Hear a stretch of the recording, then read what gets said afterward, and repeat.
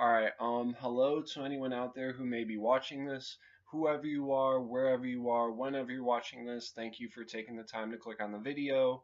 Today I'm going to be talking about this game right here, The Elder Scrolls V Skyrim, because I played it for the first time through the months of April and May and just want to share my thoughts on it. Before I get started, I just want to give a little background on where I've been at with gaming in the last few years because I think it is relevant and relates to what I'm going to be talking about with Skyrim.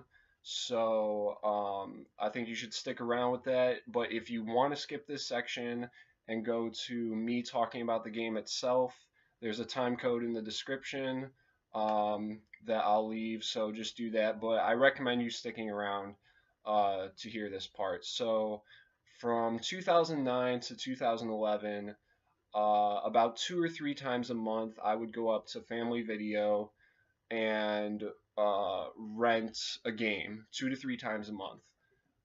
Instead of buying like 3 to 4 games a year, I was trying to expose myself to as many genres and games as possible. So I would rent like 30 video games over the course of a year. And um, so during that time, I was playing a lot of games. I was regularly playing, I would say. In recent years, over the last like 5 years or so, actually, um, I have not regularly been playing games because back in like 2011, 2012, kind of around the time Skyrim came out, I was getting ready to graduate high school, and I knew college was going to be like a big time commitment with the workload and stuff, so I wanted to focus on that. I was also trying to save money, and I just wasn't really in the right mind state to um, play games for my own experience. So yeah, in recent years, haven't been regularly gaming. In 2015, I played through all of God of War 2. Um, but besides that, and now Skyrim, I've barely put more than like an hour into any like single player campaign. When I have played, like at my cousin's house or at my friend's house, we play like sports games or like multiplayer shooters like Gears of War, stuff we can play together. When I was in college, I would play like Smash Bros. In my dorm room with some friends, or when I was by myself, I might play a few songs in Guitar Hero or other PS2 games, but for the most part, just haven't regularly been playing the last few years. However, in that time period, I've still always been interested in the video game industry. I constantly keep up with video game news, watch a lot of YouTube videos. Like, I know we have E3 coming up in like 2 weeks. That's very exciting. Um, and I hope that Skyrim is going to be the first game to kind of get me back into trying to regularly play games. And um, yes, I am on the 360 generation still. I'm in no rush to jump to current gen. I've still got a lot of stuff I need to catch up on. Also, as relating to Skyrim, let me say, growing up, I was never a fan of open world RPGs, at least not too much. I always appreciated these games, but they always felt, when I did take the time to try to play them, they always felt overwhelming to me to the point where I felt lost and didn't know what to do. I didn't know what the game like wanted me to do. Um, so an example was like Fable 2. When I tried playing that game, uh, when it first came out, I really didn't dig it. Words like crafting and questing are kind of like a turnoff to me. Um, a more recent example would be like Witcher 3. If Witcher 3 came out back when I was regularly playing games in high school, I probably would have put it down after like 30 minutes because I just was never into those games. That being said, during that time period, sandbox games were my favorite genre. Games like Assassin's Creed 2, Red Dead Redemption, even something like Mafia 2. I really love those games because they felt non-linear enough to where I felt like I had a sense of freedom, but at the same time, um, they felt manageable. Like the areas on the mini map, um, and the systems in the game, they felt manageable. So Um, the sandbox games were the ones that I liked the most. They weren't as complex as like an open world RPG. Um, and also, let me say this is my first Bethesda game. I know Bethesda is well known for making like the Fallout games. I never got into those just because of timing and stuff. I never really tried them. Um, so yeah, that's a little bit of my background going into this. Now I'm going to talk about the game itself. And this is not going to be like a strict review format that you, or like a typical review format that you may be used to seeing from a gaming website like IGN or GameSpot, where there would be a strict breakdown and like a clear breakdown of pros and cons with a final score at the end. Instead, I'm just going to kind of talk about whatever I want to in relation to the game.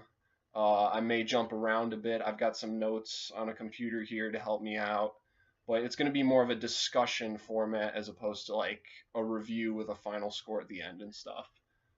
Um, so yeah, April 5th was the first day that I started playing Skyrim, and the last day that I stopped, at least for the time being, it was May 28th. My total in-game clock was 34 hours and 59 minutes. Now, that might be a little bit misleading because there were some times where I put down the controller to go into the other room and left the game running to go do something.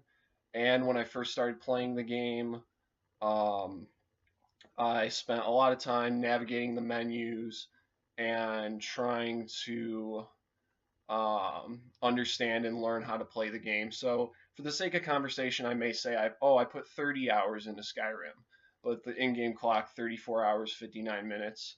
I made it to level 21, and the race that I chose at the beginning of the game was a wood elf. Um, so when I was going into this game, I made sure I came prepared. I read over the physical manual that came with the game. I took down a lot of notes, and I even read over the Skyrim wiki because this game is very deep. I've heard many people say it took them over 100 hours to complete the whole thing, and that was without the DLC even.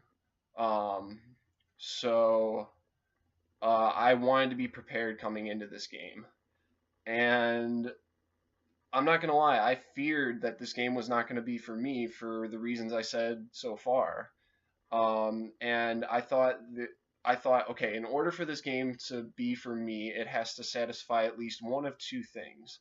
Number one, it has to have like an incredibly like gripping story, um, kind of in the way that BioShock did, where there's like these relationships between characters that I care about, maybe some sort of cinematic thing, something that just really draws me in with the story.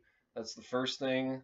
The other thing that I would have liked to be satisfied was that it doesn't have too complex of systems that make me feel overwhelmed. So as long as one of those two things were satisfied, I could see myself getting into the game. Now, I wasn't expecting the story part to be satisfied because in the 5.5 years since Skyrim has been out, um, I really haven't heard many people talk about the story. Like, I would have heard of it by now, you would think. I feel like most people just talk about like the world and the scope of the game, how large and vast it is. That's what kind of draws people into the game. Um, and I'm not gonna lie. Hold on, something happened with my computer.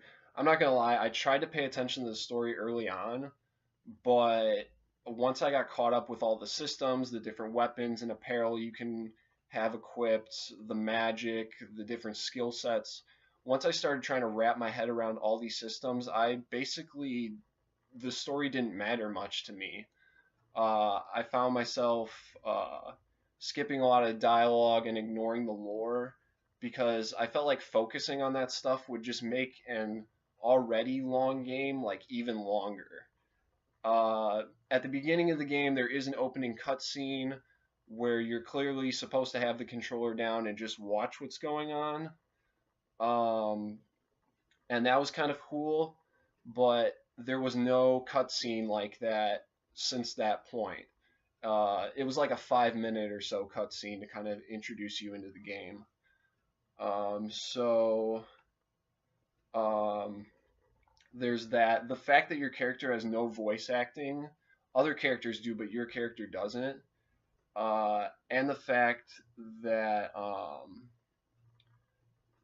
your character has whatever name you give it with no deep backstory. It made me not want to care about the character's like experiences and emotions. But just to clarify, I did not think the story was bad.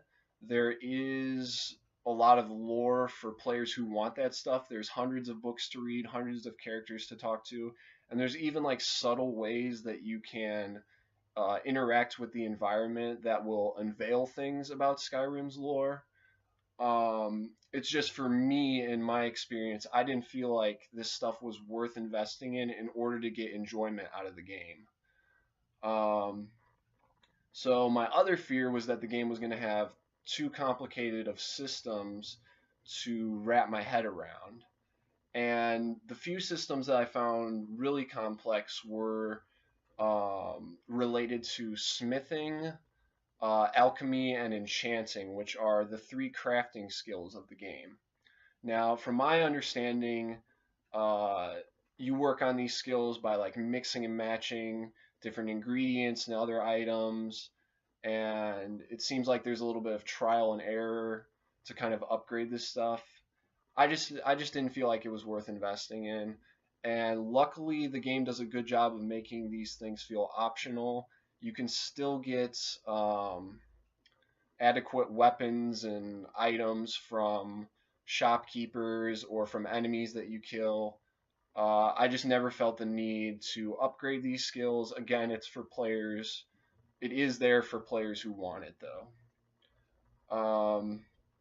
Now, the game does a few interesting things that make it like a few clever things that make it feel more realistic. So, for example, if you go into a town, and if you go into a town during the day, most people will be roaming around the streets, and the buildings will be open for you to enter. There's houses, there's bars, there's shops, there's inns, and you can go into these things freely. At night, everyone will be in their houses, with the exception of the guards.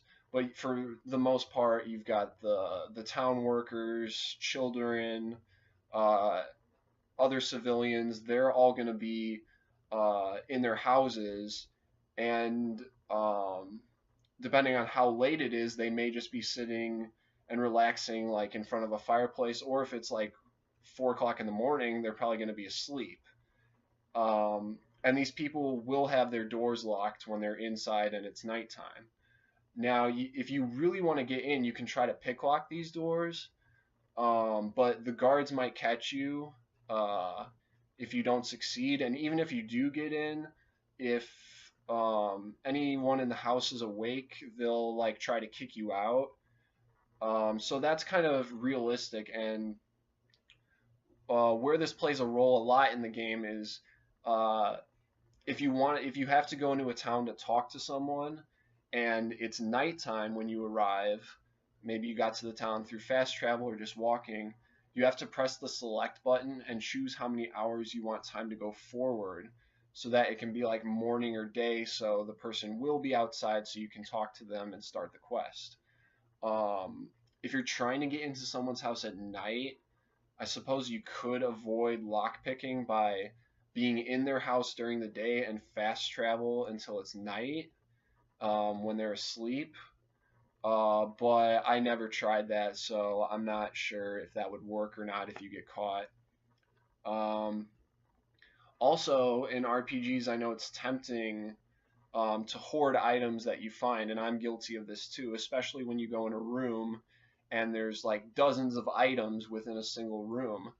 Um, however, like in this game, you learn very quickly that you can't just be spamming the A button, um, like when you're in someone else's house to pick up items, because you could steal something and you could get a bounty put on your head for like a high price that you have to pay. And maybe that's something that's like not unusual for RPGs, but I thought that was like a clever and realistic thing the game did that stood out to me. A third realistic feature of the game is you have to be conscious of uh, how much stuff you have in your inventory. So the current weight of all the items in your inventory cannot exceed a certain carrying capacity. If it does, then you have to walk very slowly and you can't run or anything, which is going to be a big problem if you're fighting enemies and stuff. So if you're in the middle of a dungeon, you may have to make a tough decision. Oh, do I keep this item? Do I drop this item in order to pick up something else that I really want? There were a couple times when I knew I was going to be exiting a dungeon or like clearing out an area um, that there was only a few more enemies at, and I knew I was very close to a town. So I purposely exceeded my carrying capacity so that I would have more items to sell at the town when I go back. It's just very time consuming because you have to walk very slowly back to the town. And again, I only did that like once or twice, but that is something that you can do. Uh, Another thing that I like is there's a bit of variety in the number of items you can have equipped. Um, or sorry, not number of items, the weapons that you can have equipped for combat. So when you choose a weapon, spell, shield that you want to wear for combat, you have the choice between putting it on your left hand versus putting it on your right hand. And so you can come into combat dual wielding two spells. You can dual wield two light weapons. If you want, you can have one heavy weapon because that requires two hands to use. So you have one heavy weapon. You can use a light weapon and a shield, a spell and a shield, a light weapon and a spell, or you can use both hands for like a bow and arrow. So there's 7 different combinations I just listed for how you can approach combat. I suppose you could have 2 shields at the same time, like dual wielding shields. Um, Except, I mean, that would give you a lot of protection. You just wouldn't be able to kill an enemy really. You can stun them because you can hold down the attack button with a shield to do like a power bash, and you can stun them. I'm sure you can drain their health over time. Um, but anyway, having these different options for how to approach combat, it mixes up the game, and I think it allows the player to find like a personalized style that caters to like their playing habit. They got these different options they can choose from, and it keeps the game kind of fresh. Uh, a neat thing about this game, and you see this a lot with open world games, is you don't have to worry about getting stuck like at a particular point in the game and having nothing else to do. So maybe there's an enemy that's too tough to beat, or there's a lock that's too hard to pick, or there's like a puzzle that you may come across that you don't know how to solve. And I came across maybe 1 or 2 puzzles, so the last of those probably wouldn't happen that much because I only came across 1 or 2 puzzles. But if any of those things do happen, you can always stop what you're doing and just go somewhere else in the world. Uh, it's not like you have to do that one thing. And after the first like 5 hours of the game, I always had at least 10 quests available at any time just from talking to people in like a new town that I was visiting. So there's always new places to explore and skills to level up. And when you open up the map at the beginning of the game, you'll see like a massive open area of land, and massive is an understatement. When you open your map, you'll see that. And there won't be many icons, but sometimes you'll just roam through the land, not trying to do a particular quest, and you'll stumble across areas that will then appear on your map. So even if you don't begin or activate quests, your map is going to fill with icons over time just from exploring, which I think is really neat. Now, as I played for more and more hours, I found different ways that I could manipulate the game in my favor. So for example, 6 of the 18 skills in the game are magic related, and one of them is called Restoration, which you level up by like healing yourself. So this is kind of funny. There's one spot in the game where there's like a small enclosed area surrounded by spikes. I was able to level up the restoration skill like 12 times in less than an hour, just by purposely running into the spikes to hurt myself and then using the healing spell, um, uh, which would level up the skill. And I actually did die once trying to do this because I got too far in the spike pit and I couldn't get out, so my character just ran out of health. But that is one way that you can manipulate the game. Another thing that I learned over time from just playing is that most humans and animals will not come into like water to fight you. So if you're close to a water source, but still on land, because you can't use your weapon while you're in the water. But if you're like right about at the edge of the water, still on land, you you can just shoot an enemy who's also on land a few times with a bow and arrow, and then they'll chase you. But all you have to do is backpedal like 5 or 10 feet into the water. Um, and then the enemy may wait a little bit on the edge of the water, but they'll eventually walk away. Once they're far enough away, you can go barely onto the land, fire a few more arrows, and then as they get close, backpedal in the water, and just repeat this process over and over until an enemy dies. And it can work a lot of the time, so that's another way you can manipulate the game. Now, even without the loopholes that I found in the game, or maybe not loopholes, but just ways to um, kind of manipulate the game in your favor, um, like the hiding in the water that I just described.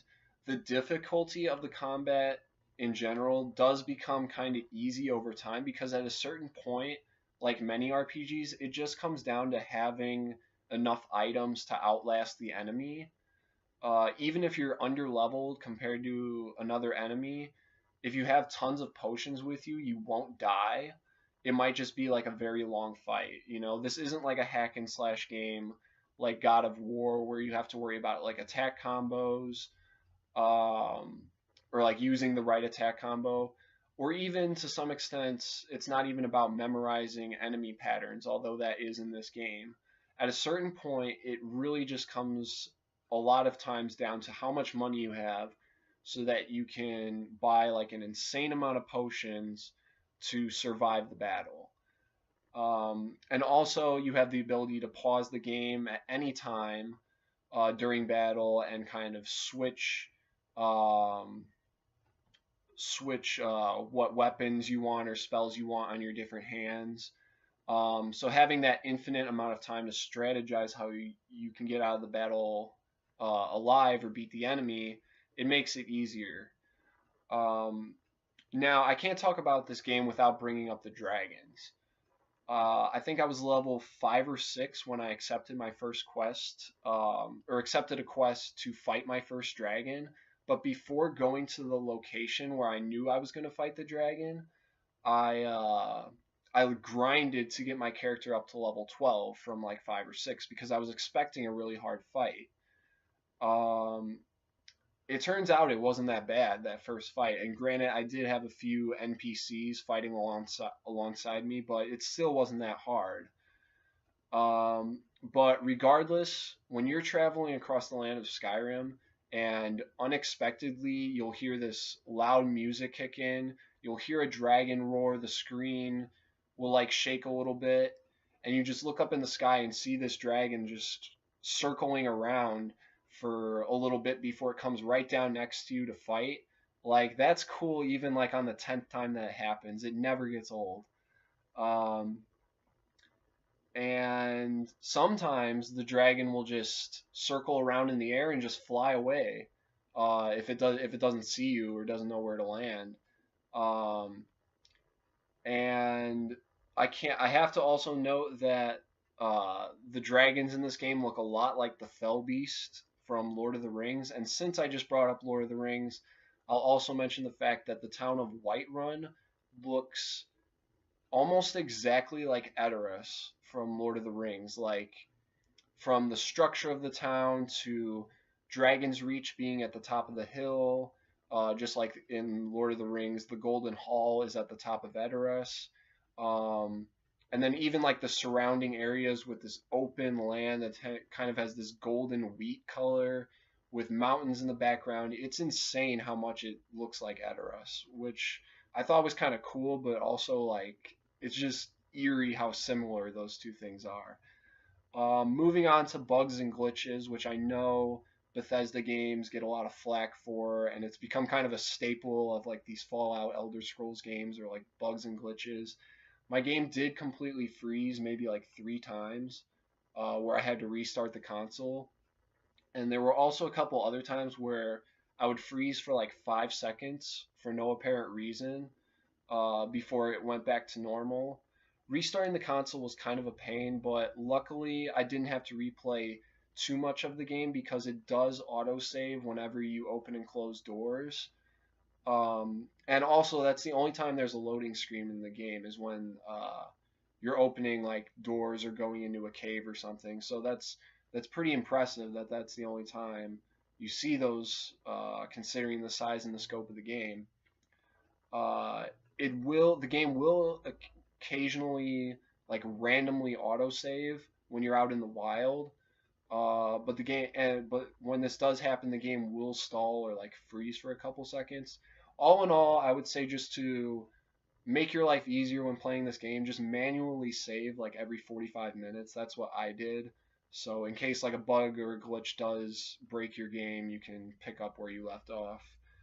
Um, Okay, another thing that I think would have made this game easier is I didn't realize until about 15 or 20 hours in that when you're working on a quest, you can set it as active and then look at your map and it will show you exactly where you need to go to, do the quest. Where this became an issue was, there was a quest, for example, where a dog had wandered outside of a town, and I had to go find him, but the game didn't say how far away from the town or even in what direction. So I spent like 30 minutes just trying to find this dog, and I eventually gave up, and only came back to it later once I realized, oh, you could toggle the quest from your huge quest list. You can toggle one as active, and it will tell you exactly where you need to go. So that was a little bit. That was like something that I wish the game had made a little bit more clear. Maybe it didn't. Maybe it did have it clear. I just missed it or something. But and there's many quests in the game where you don't even have to set it as active. You will just, like find a, like it'll say go to this location that you've been to before and talk to this person in this town in this specific building, or, it may say go to this place and kill this person at a location that you've never been to, but the icon will still show up on your map even if you've never been to it. You just can't fast travel there. And you don't have to set it as active for the icon to show up on your map. It will just do it when the quest gets added to your list. Like if it's telling you to go to a location, you don't have to set it as active, because the location will pop up on your map. I'm just talking about the specific case where it's telling you to go to like a random place in the wild that's not at a specific location, like in the case of the dog. Um, so that was a little bit annoying. Also, I want to point out that you will occasionally run into a pretty big spider in this game, and if you're like me and terrified of spiders, just beware. There was one time when I was exploring a new area and I came across 2 spiders in like 3 minutes, and it creeped me out so much that I fast traveled to a new location to work on something else. I just couldn't take it. It's not a fault of the game, but I just hate spiders. So if you are afraid of spiders, just beware. Um, okay, so I've covered basically everything that I want to with the game. What I'm going to do right now is just run through some like relevant and interesting stats, um, that were recorded by the game once I stopped playing. Like the game records stats throughout. I'm just going to read a little bit of them off. Starting with the skills. So there's like 18 skills in the game. No matter which race you pick, 12 of the total skills you can level up start at level 15. So with the race I chose as a wood elf, light armor, sneak, lockpicking, pickpocketing, and alchemy were the 5 skills that started at level 20, and archery started at level 25. Now, when I stopped playing, my highest skill was light armor at level 70. I was wearing a ring that gave me plus 10 light armor and a perk that gave me like a slight bonus for wearing all light armor at the same time. So that did bump it up to level 70. Without those things, it still would have been my highest skill at like 58 or 59. My lowest skill was enchanting and two-handed weapons at level 15. I didn't touch these at all when I played. And the only reason that smithing went from 15 to 16 and alchemy went from 20 to 21 was because I did like a tutorial quest that once you complete it just leveled up those skills once. So 4 of the 18 skills I didn't even mess with at all. Uh, of the 6 magic skills, which are part of the 18, the one that I leveled up the most was Restoration to level 39, which you basically get from healing yourself, which I did a lot in this game, and I had the little story earlier about the spikes and stuff. So those are a few stats of where I ended up with the skills. Going through a few more stats, I discovered 39 locations in the game.